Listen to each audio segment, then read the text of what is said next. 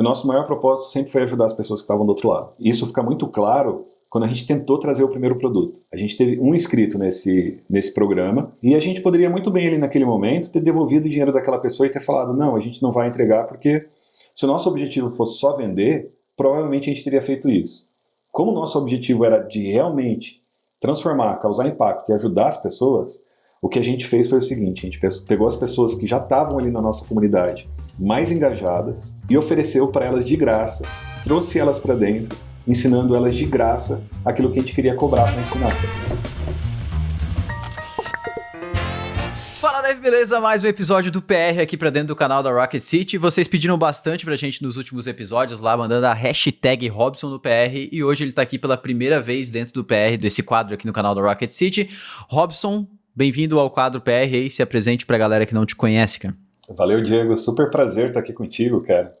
Compartilhando espaço aqui no PR, podendo conversar um pouco com a comunidade através desse conteúdo.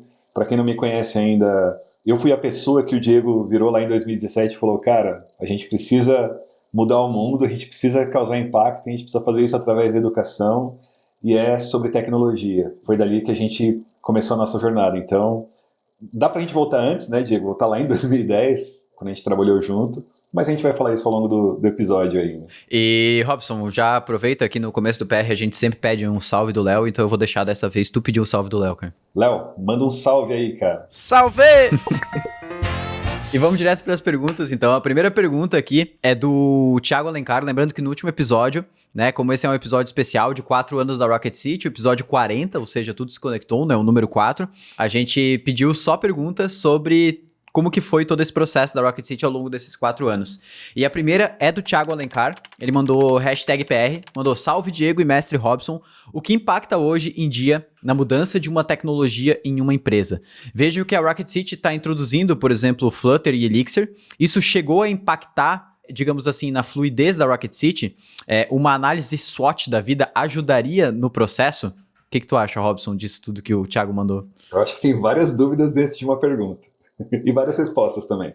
Então vamos tentar quebrar elas em algumas partes, né? Olhando para dentro da Rocket City. A gente tem uma parte aqui da Rocket City que é o desenvolvimento da nossa plataforma, que utiliza algumas tecnologias. O Diego é o CTO, ele ajuda a tomar as decisões que impactam nessa construção. E essas decisões envolvem várias coisas, né? Se existem pessoas disponíveis no mercado para contratar, enfim, os desafios para fazer uma migração, para introduzir uma nova tecnologia baseado na stack que você já utiliza, se realmente faz sentido, se é a ferramenta certa para resolver o problema, e por aí vai. Provavelmente muitas coisas que você já ouviu nesse sentido. Mas aqui dentro da Rocket City, a nossa stack, ela é JavaScript. Na parte do desenvolvimento, a gente tem uma outra parte da Rocket City, que é a educação. E é uma parte diferente. São duas partes diferentes, o desenvolvimento da nossa plataforma e aquilo que a gente traz para a comunidade, para os nossos alunos, para ajudar eles a se posicionarem em outras empresas. Né? A gente sabe que o Nubank usa Flutter, a gente sabe que a Stone usa Elixir, e assim como essas duas empresas, tem várias outras empresas que utilizam outras tecnologias, que escolheram utilizar, né, de acordo com o problema que elas têm para resolver, ou também com aquilo que elas tinham disponível naquele momento, quando elas começaram. Então, assim, é importante entender que são duas coisas separadas. Hoje, a gente não usa Elixir e Flutter na nossa plataforma, no desenvolvimento da nossa plataforma. O que a gente está construindo aqui é tentar abraçar todas as tecnologias para oferecer para os devs, para as devs, a oportunidade de se especializar em qualquer tecnologia que eles gostem ou que esteja conectado com o objetivo profissional deles, dependendo da empresa que eles querem trabalhar.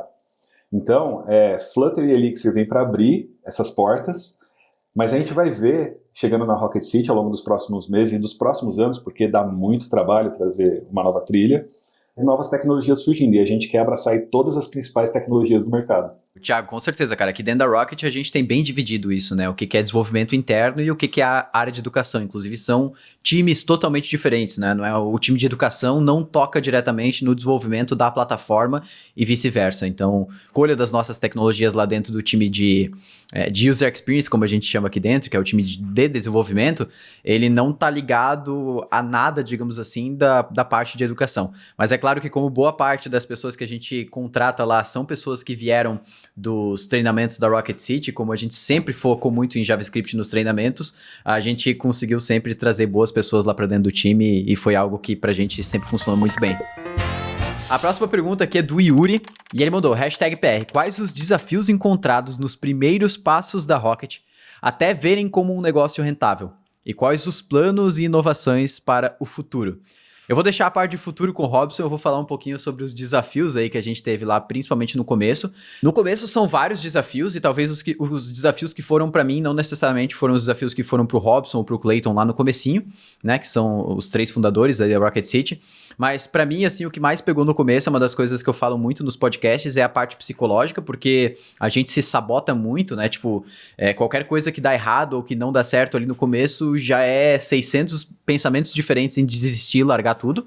Eu acho que, assim, essa é a parte realmente mais delicada ali no início, você conseguir se manter consistente e persistente, mesmo quando, como você mesmo disse, Yuri, não tem nada rentável ainda, você ainda não conseguiu visualizar rentabilidade em algo que você está desenvolvendo. Então, para mim, no começo, o que mais pegou foi isso, assim, eu não sei se o Robson tem algo diferente, e também para o Robson anexar um pouquinho sobre alguns dos planos para o futuro, mas não pode falar muito também, porque senão tu vai roubar o meu cargo de spoiler oficial aí da Rocket City. Concordo 100% contigo, acho que os principais desafios são sempre os pessoais, né? É sempre você mesmo como empreendedor e como você enfrenta tudo que vem pela frente. Mas uma coisa eu acho que tem de legal para compartilhar da história é que a gente passou 1 ano e 2 meses até descobrir o que de fato ia ser o produto, como que a gente ia gerar valor para as pessoas que estavam ali do outro lado. Então a gente passou 1 ano e 2 meses trabalhando muito sem receber nada, de fato. Mas o que a gente fez de muito legal durante esse 1 ano e 2 meses? A gente construiu comunidade e compartilhou conteúdo. Muito. Então, a gente gerou muito valor antes de querer começar a vender um produto. Eu acho que essa é a parte mais legal que tem do nosso começo ali, dos desafios. E falando um pouquinho de futuro. A visão que a gente tem, aquilo que a gente quer construir é grande. Por quê? Porque os desafios e os problemas que existem em programação e no ecossistema de tecnologia como um todo são muito grandes. E a gente quer ajudar a resolver esses desafios porque a gente entende que tecnologia transforma o mundo. E a gente vai transformar o mundo resolvendo esses problemas, ou ajudar a transformar o mundo resolvendo esses problemas que existem em tecnologia. E para a gente, tecnologia é sustentada por pessoas, e o maior desafio das pessoas é o aprendizado em tecnologia em específico, o aprendizado contínuo. Né? Um aprendizado que você tem que aprender, desaprender e reaprender o tempo todo. Então, eu acho que compartilhando um pouco da nossa visão de futuro, o que eu posso dizer é isso, que a gente olha para a educação e a gente vai resolver os problemas de tecnologia começando pela educação. Isso é massa demais, isso me lembrou até que nesses dias eu compartilhei lá no meu Twitter, o nosso YouTube, quando ele estava com 37 inscritos lá, logo após a gente criar a Rocket City, e já tinha 4 vídeos, assim, então mesmo antes da gente anunciar qualquer tipo de produto, pensar em qualquer coisa para vender, a gente já estava criando conteúdo gratuito, e eu lembro dos vídeos até hoje, tinha um vídeo de iniciando com Git e GitHub, tinha lá 7 dicas para a carreira em programação, que era até um e-book que a gente tinha em PDF, que a gente converteu num vídeo lá, tinha aquele que o Clayton tava gravando vídeo comigo também, então tinha um vídeo de iniciando com Vue, utilizando o Vue CLI. E se eu não me engano, tinha mais um de Vagrant, que era uma ferramenta muito utilizada no ecossistema PHP, principalmente, que era como a gente conhece os containers hoje. Na época a gente usava o Vagrant, que era para usar as VMs aí. Mas muito massa também essa palhinha sobre futuro. Não daria pra gente falar muito sobre futuro, porque isso, na verdade, é gigante, assim, tem muita coisa que daria pra falar e tem muitas coisas que também a gente tá anunciando durante essa semana de 4 anos da Rocket City. Então, quem não assistiu as lives que estão acontecendo nesse momento, é muito importante ver elas gravadas, porque lá a gente tá falando muito sobre o futuro da Rocket City, tanto nossa conexão com as empresas, conexão com os alunos, com a comunidade e por aí vai. Tem muita coisa bacana sendo transmitida por lá. A próxima pergunta aqui agora é do... Cara, eu gostei do nome. Jesus Cristo, ele botou o nome. Beleza. Mas ele mandou #PR. Ô Diego e Rocket City, quais cursos ou bootcamps vocês já fizeram? Fazem ou pretendem fazer? Abraço. Essa pergunta, na verdade, ela tem 2 lados, né? Se for quais cursos a gente já cursou, poxa, aí seria loucura, assim, né? Porque eu teria que começar lá desde que eu aprendi minhas primeiras linhas de PHP lá, vendo o curso do Wesley Williams lá. E a gente estuda todos os dias, né? Continua estudando e fazendo todos os dias. Exatamente. Boa. Mas se for pra gente falar, então, dos produtos que a gente já construiu e tal, cara, assim, a Rocket City começou com, pra quem não sabe, com a vontade de ensinar programadores e programadoras a tirar a ideia do papel e montar um negócio digital. Então lá no começo a gente começou criando um produto, acho que a gente nem tinha nomenclatura de bootcamp ou qualquer coisa assim, era um curso mesmo, chamado Jumpstart, que eu lembro que a ideia também veio do Robson, que era uma ideia de programa para as pessoas aprenderem a tirar a ideia do papel, aprender os conceitos de empreendedorismo, de startup, essas coisas assim. Cara, assim, eu lembro que o primeiro evento nosso, que hoje a gente tem o NLW, né? Eu acho que era a Rocket Week. Aí depois da Rocket Week passou para Go Native Week, quando a gente começou a falar mais sobre programação, começou a focar mais em React Native lá no começo. Aí depois disso foi avançando, depois saiu o produto Go Native, daí a ideia do Go Native até era, eu trouxe esse nome para tipo assim, vá de nativo, né? Vá com o nativo, por isso Go Native. E aí depois a gente queria implementar Node e React, aí já ficou Go Node, Go React, ficou tudo, os nomes foram se juntando, aí depois virou tudo Go Stack. Então assim, a gente teve vários e vários nomes diferentes e a galera foi acompanhando a gente nessa evolução. Robson, tu lembra de alguns nomes aí que ficaram marcados pra ti, cara? Cara, eu acho que você citou todos. Eu acho que uma coisa legal de complementar é o porquê que a gente começou com JavaScript, porquê que a gente trouxe essa stack, né? E por que a gente começou falando de empreendedorismo também? De fato, a gente queria trazer os programadores e as programadoras para um outro nível, para coisas que eles eram capazes de construir, capazes de criar, ou oportunidades que eles eram capazes de acessar e que muitas vezes eles não tinham essa consciência, eles não enxergavam essas oportunidades, né? Então a nossa construção veio dali. A gente queria ser, de fato, um foguete que levasse as pessoas para um próximo nível. Isso a gente já tinha certeza, mesmo sem ter produto, mesmo sem ter nenhum tipo de receita entrando ali naquele momento. E aí quando a gente tomou aquela decisão de trazer Node, React Native, colocar tudo isso junto, é porque, de fato, a gente entendia que essa stack, ela atendia várias necessidades e abria portas para muitas oportunidades, né? Porque com uma única linguagem de programação e uma única biblioteca de interface, a pessoa era capaz de, se ela quisesse, produzir o próprio aplicativo dela, começar a própria startup. De fato, ela poderia fazer isso utilizando só essa stack, assim como a gente construiu a nossa plataforma baseada nessas tecnologias. E do lado do mercado, a mesma coisa, porque com uma stack super enxuta, o que não é possível fazer se você trouxer, por exemplo, sei lá, PHP e Vue, duas tecnologias sensacionais. Mas aí você tem que entrar no universo do PHP, em todo o ecossistema do PHP, e depois no universo JavaScript com todo o ecossistema do Vue. Então você tem que abraçar duas galáxias diferentes. Com Node e React, isso é muito mais próximo, né? É uma linguagem só, no final do dia. Mas, de fato, você consegue aprender 3 plataformas diferentes, back-end, front-end e mobile. E aí essa é a beleza da coisa, né? É enxuto, mas ainda assim você está ali multiplicando a tua capacidade daquilo que você é capaz de construir ou de criar em plataformas diferentes. Esse foi um pouco do racional do que trouxe a gente a começar por JavaScript, mas, de fato, a nossa visão e a nossa intenção, quando a gente chegou naquele momento, era falar de todas as tecnologias, né? Eu venho do Ruby, antes do Ruby trabalhei com PHP, antes do PHP com Clipper, enfim, passei pelo C ali também na faculdade. O Diego teve a oportunidade de trabalhar com muito mais tecnologias do que eu durante a jornada dele, ele foi muito mais plural, eu fui muito mais especialista. E no final ali na transição, né, entre programador e Rocket City, eu estava ali muito imerso no Elixir também, então essas eram as tecnologias que eu estava de olho e que eu gostava. Então a gente, né, se fosse trazer pelo meu gosto pessoal, talvez a gente teria ensinado o Ruby. Mas de fato a intenção não era trazer a tecnologia que era melhor para mim, era trazer a tecnologia que era melhor para as pessoas que estavam do outro lado aprendendo. E a gente continua trazendo esse racional na hora de tomar uma decisão de quais são as próximas tecnologias que a gente está trazendo aí. Próxima pergunta agora, aproveitando que tu falou sobre essa tua transição de programação para a parte de fundar a Rocket City, o Isaías Inside, que é lá de Moçambique, perguntou quais foram os maiores desafios para construir a primeira versão da plataforma da Rocket City e como conseguiram ultrapassar tendo poucos devs no time.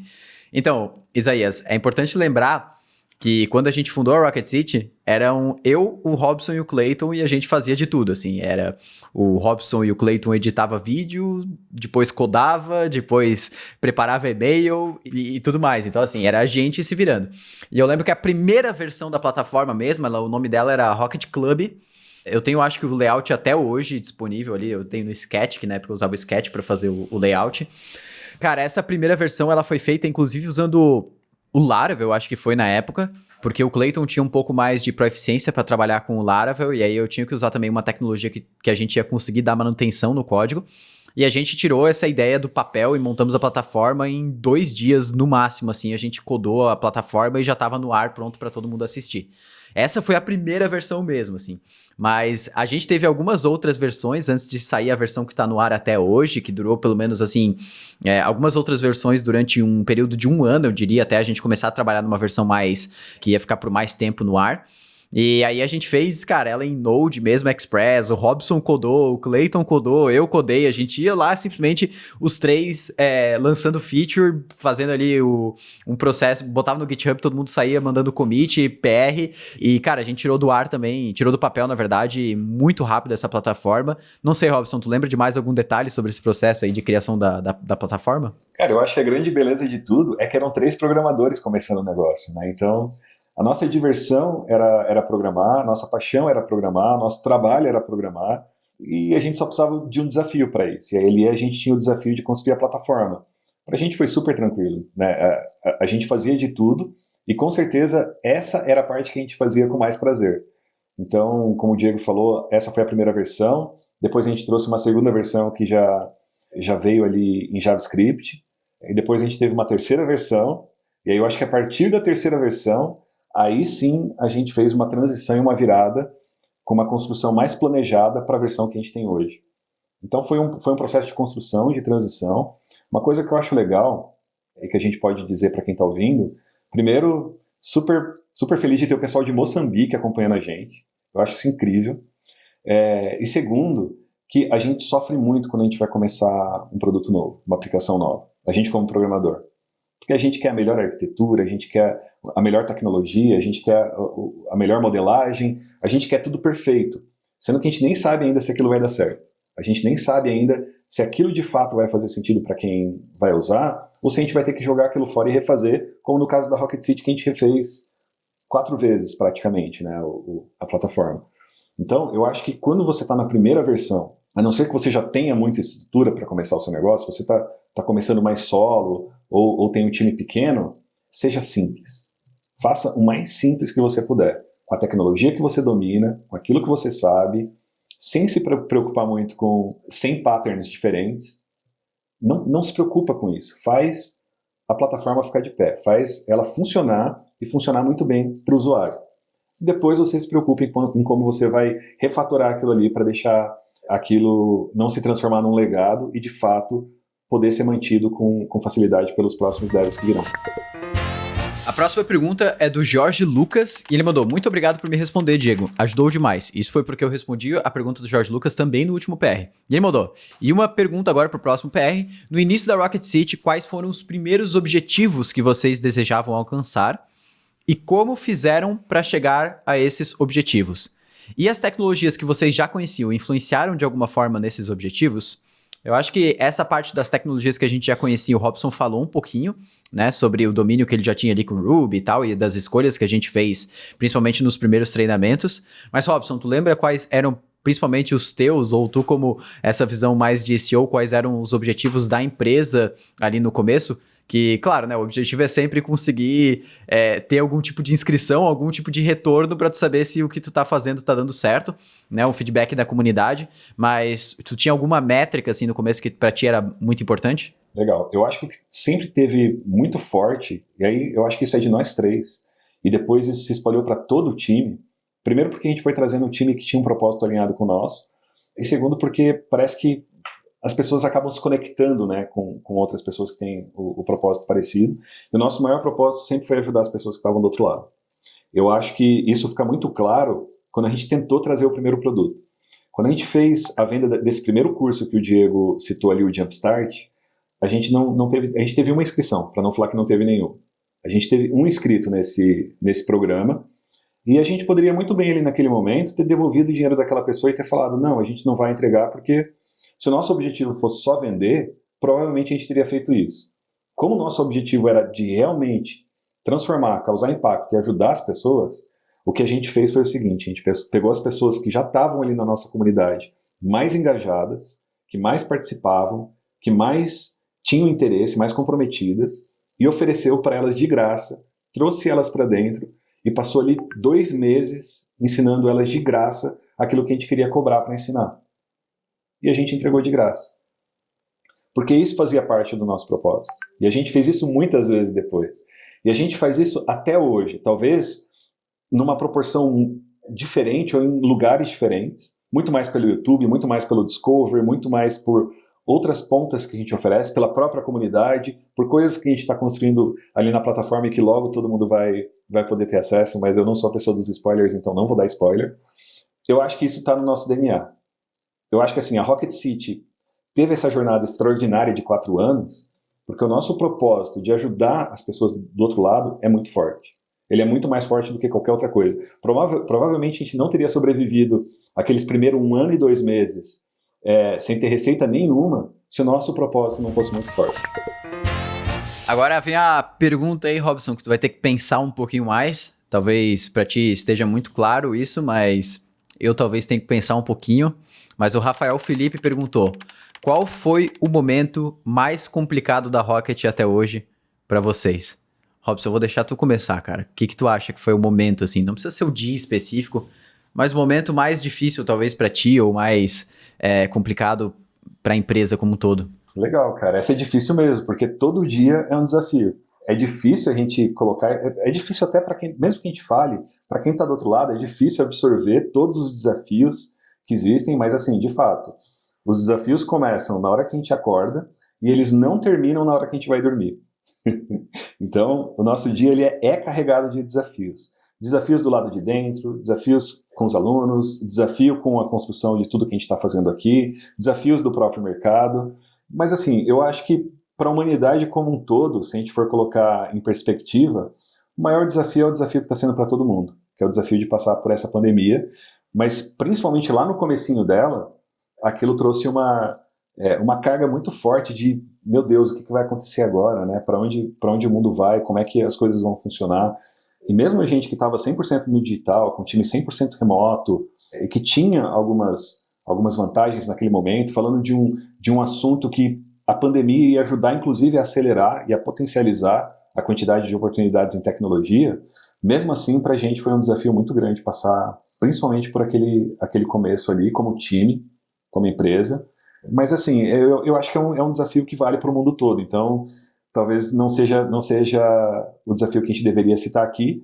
De fato, o desafio a gente tem todos os dias. E agregando um pouco na resposta, falando mais para mim como Diego, como pessoa, assim, além dos desafios psicológicos que eu já falei que tiveram muito lá no início, né, principalmente no primeiro ano, logo após o primeiro ano, talvez antes até de dar 1 ano de Rocket City, a gente começou a contratar as primeiras pessoas, assim. E para mim, na época, eu lembro que foi novamente psicologicamente difícil de lidar, porque quando tu começa a contratar as primeiras pessoas, começa a vir uma carga de responsabilidade em cima de ti, né? Porque, poxa, agora não tem mais volta, porque antes, se nada desse certo, né, simplesmente a gente só ia estar... Só a gente sofrendo com isso, digamos assim, mas a partir do momento que começa a entrar as primeiras pessoas, embarcar as primeiras pessoas no foguete, começa a trazer uma responsabilidade maior. Naquele começo ali, para mim, isso foi um ponto que me deixava bem apreensivo, mas depois, com o tempo, a gente vai vendo que o tanto de impacto que a gente consegue causar também nas pessoas aqui dentro, tanto que a gente consegue fazer as pessoas aqui dentro do time crescerem e se desenvolverem, é muito massa a experiência como um todo, e agora eu fico muito empolgado, na verdade, para trazer pessoas para dentro do time, para elas viverem essa experiência junto com a gente. Então agora a última pergunta, aproveitando que a gente tá chegando aí no final da SPR, o João Vitor perguntou algo que vai ser facinho de responder. Ele mandou aí: conta logo toda a história da Rocket City até o dia de hoje. João, cara, muito fácil responder, né? A gente só precisaria de umas 4 horas de PR daqui pra frente pra eu conseguir te resumir ainda tudo o que aconteceu nesses 4 anos, porque como a gente sempre fala aqui, 4 anos, mas parece que foram no mínimo uns 20 anos de tanta coisa diferente que aconteceu e tanta coisa que a gente mudou no negócio ao longo desses anos. Mas, cara, melhor do que eu te contar tudo o que rolou nesses 4 anos de Rocket City, é melhor você acompanhar com a gente o que a gente vai construir daqui pra frente, principalmente nos próximos 4 anos. Então, eu quero te convidar, não só você, mas todo mundo que está assistindo esse vídeo aqui para acompanhar as lives que estão acontecendo às 11 horas nessa semana aqui de 4 anos da Rocket City. Lá a gente fala detalhes sobre da onde que a gente veio, conta a história das pessoas do time aqui de dentro, história das empresas parceiras, histórias de alunos e alunas, e também lá a gente fala um pouquinho sobre tudo o que aconteceu nesses 4 anos e para onde que a gente está caminhando daqui para frente. Então fechou, galera. A gente tá se despedindo de mais um PR, essa edição super especial que foi o episódio 40, respondendo algumas dúvidas sobre o universo da Rocket City nesses 4 anos. Mas se ficou qualquer outra dúvida, coloca aí nos comentários que a gente vai ter prazer de responder vocês por texto daí. E a gente volta com os episódios tradicionais do PR a partir da semana que vem, e aí com a 41ª edição desse quadro, aí com já após 4 anos de Rocket City. Eu vou me despedindo por aqui, um grande abraço para todo mundo que acompanhou e valeu. Robson, quer deixar um valeuzão? Valeu, pessoal. Super feliz de ter participado desse PR. Eu acho que a gente se vê em outros aí pela frente também.